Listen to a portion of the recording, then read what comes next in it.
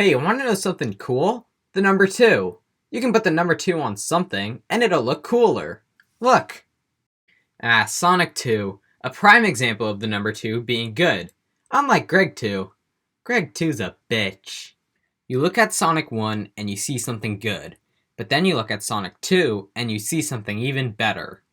What, were you expecting a joke? Sonic 1 was a smash hit, so everyone across the world was clamoring for a sequel. Sega, obviously seeing a huge opportunity here, decided to make one. However, Sonic's creator, Yuji Naka, quit Sega to work at Sega STI. I don't know the entirety of the story, but Yuji Naka left due to disagreements over the corporate policies of the company. So he and a couple other people went to America to work on Sonic 2, with a second team in Japan developing a separate sequel for the game. Sonic 2 was then released worldwide on November 21st, 1992, and that was huge! Games back in the day rarely released worldwide on the same day, so this was a huge leap forward in the industry. Well, that wasn't a really long history, so I guess I'll just talk about the game now. So the game starts basically the same way Sonic 1 did, except this time there's a mutant freak on the title screen. Miles Prower, get it, makes his first appearance in this game. He has 2 tails, which also gives him his nickname, Tails. He doesn't serve any gameplay functionality, though, aside from occasionally picking up rings, defeating badniks, and special stage functionality. In terms of items and properties of the game, it's completely the same. We have the same monitors, ring functionality, same sound effects, stuff like that. It only makes sense that it is this way. Sonic 2 was built off of Sonic 1, so knowing that info, a lot of things start to fall into place. Sonic has a different sprite, and Eggman's glasses are a different color, because the colors of the sprites are very essential to the game. Sonic 2 also changes the act count from 3 to 2, which is very nice as the zones in Sonic 1 were way too long and overstayed their welcome.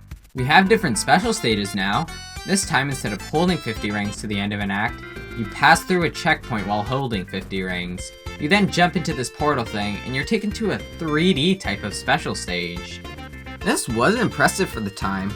Remember, this was 1992, 3D games weren't around yet.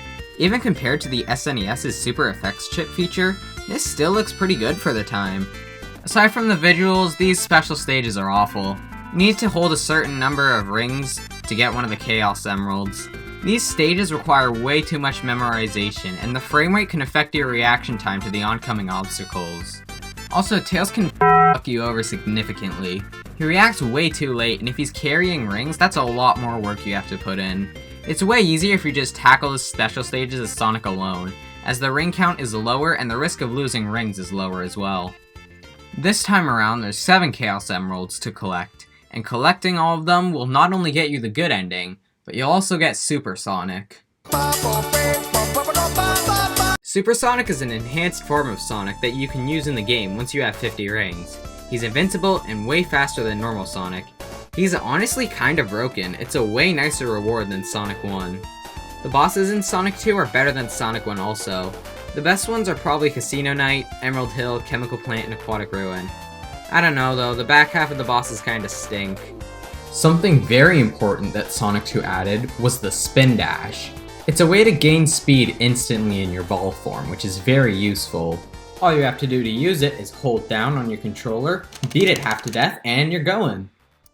Shoot, I took too much time talking about the basics of the game in the pre-release info, now I gotta do a lightning round for the zones. So we start off in Emerald Hill Zone, which is basically Green Hill, except it feels a lot more lively. Already, one of my Sonic 1 complaints is fixed, as the colors here are much more pretty, and Emerald Hill probably shows that the best. It also feels bigger than Green Hill Zone, which is a nice inclusion. Next is Chemical Plant Zone, and yes, the second zone curse is gone! Chemical Plant is better than Emerald Hill in my opinion, and it actually takes advantage of Sonic's speed, unlike Marble Zone. It's tougher than Emerald Hill Zone, not by much, but still a little harder. It's honestly my favorite zone in the game, the music here is freaking great as well. After this is Aquatic Ruin, which is a water level. Initially this is scary considering Labyrinth Zone, but trust me, Aquatic Ruin is way better. You can just zoom through the stage and you don't even have to touch the water. A skilled player can stay on the land portions for the entirety of the zone. Damn it. You can even go fast in the water, so this is a very big step up from Labyrinth Zone. Next up is Casino Night. This is kinda like a playground for Sonic's speed. There's ramps, springs, star balls which bounce you, and these triangle things that also bounce you. There's only one Badnik type in this zone, which also plays into the playground theme. Also, there's these gambling machines which are simultaneously the greatest thing ever and the worst thing ever. Hilltop Zone is after that. I like this one, it's calming. The underground and lava elements are nice as well. Next is Mystic Cave Zone. I don't really have much to say here, I just like the sort of maze-like elements in the music. Also, if you're playing as Supersonic, watch out because there's a pit you can fall into which is just completely spikes. It sucks because you're completely invincible, so you gotta wait for a time over or your ring count to lower to 0. After Mystic Cave is Oil Ocean. It's fine, it's more boring than anything in my opinion. Now Metropolis Zone is next. It's the last traditional zone in the game, but that doesn't mean it's not bad. Metropolis Zone is 3 acts instead of the usual 2, and each act is longer than the last. All of the badniks now throw stuff blindly out at you, and you have no time to react. There's basically no speed sections here either, which makes this the worst zone so far. Now we have Sky Chase, which is nice.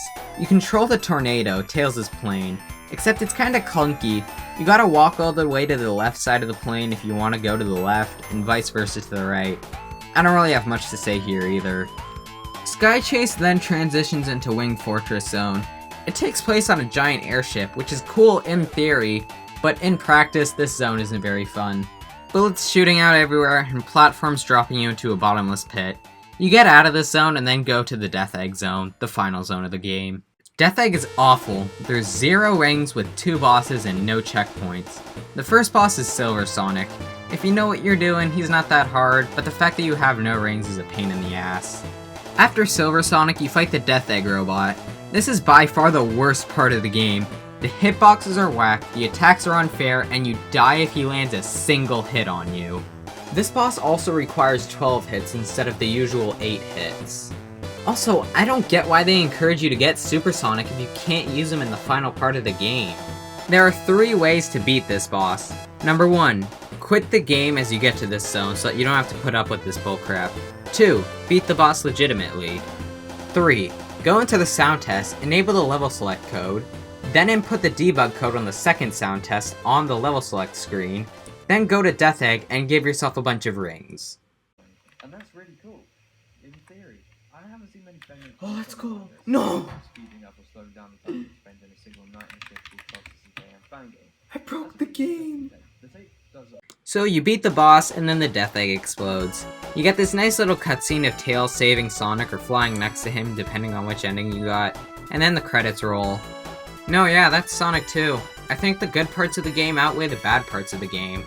The highs are very high, but the lows are very low. But the highs will always come out on top considering the ratio of good moments to bad moments. The music in this game goes hard as well. I genuinely cannot think of a bad track from this game, they're all so good. The final boss song actually made the final boss a little bit more tolerable for me. Just like Sonic 1, there's an incredible mobile version of the game, which adds widescreen 60 FPS, Knuckles the Echidna as a playable character, and even brings back Hidden Palace Zone, a cut level from the original game.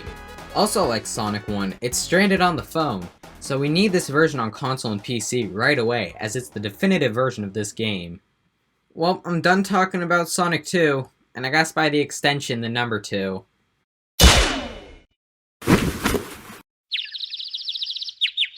Ow! What does this damn thing say anyway? Oh. Well, I guess I'm never getting that time back.